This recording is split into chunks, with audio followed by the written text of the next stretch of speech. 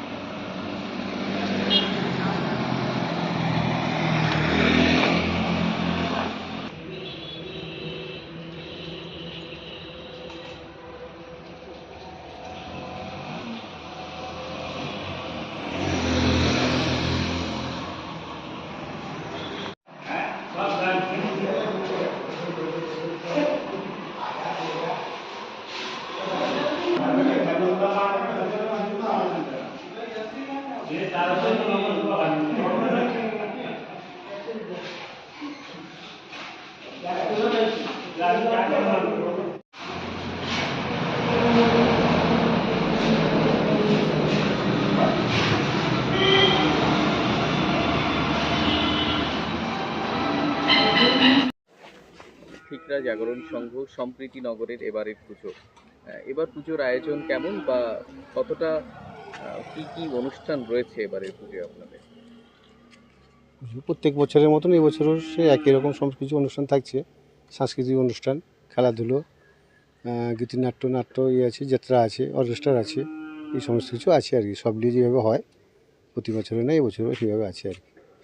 এখানে কেমন সম্প্রীতি নগর বলা, একদিকে মসজিদ একদিকে মন্দির, যেমন এখানে ঈদও পালিত হয়, এখানে পুজোও পালিত হয়।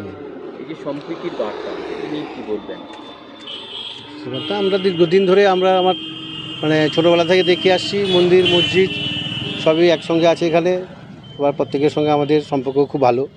ওনাদের সঙ্গে আমাদের সঙ্গে খুব ভালো। ওনাদের সঙ্গে মহরমের সময় আমরাও অনুষ্ঠানে যোগদান করি, ওনারাও পুজোর সময় আসেন, আমাদের সঙ্গে সহযোগিতা করেন। হ্যাঁ, সবাই ভালোই আমাদের সম্পর্ক এখানে। আমার নাম বিশ্বজিৎ বেরা। আপনার নাম? ওয়াসাদ সাহা। বলুন। আমরা মসজিদে যেরকম আমরা নামাজের সময় আমাদের কোনো অসুবিধা হয় না। এখানে পুজো হলে আমাদের আজান সময় মাইক বন্ধ করে দেন। ওনাদের কোনো অনুষ্ঠান হলে আমরা সহযোগিতা করি। এখানে সব একসঙ্গে মিশে থাকে। আমরা তো সদস্য এখানকার, মন্দিরেও সদস্য, সব মিলে থাকি। আমাদের কোনো এখানে ভেদভাব কিছু নেই। আমরা বরাবরই আমার বাচ্চাকাল থেকে আমি দেখছি এখানে যে পুজো হচ্ছে, আমাদের জন্য কোনো অসুবিধা নেই। ওনাদেরও আমাদের নিয়ে কোনো অসুবিধা নেই, কোনো দিক দিয়ে কোনো অসুবিধা নেই। আপনাদের এই জায়গাটার নাম কি? ঠিকরা? এটা ঠিকরা হাট, এটা সম্প্রীতি নগর। সম্প্রীতি নগর। হ্যাঁ।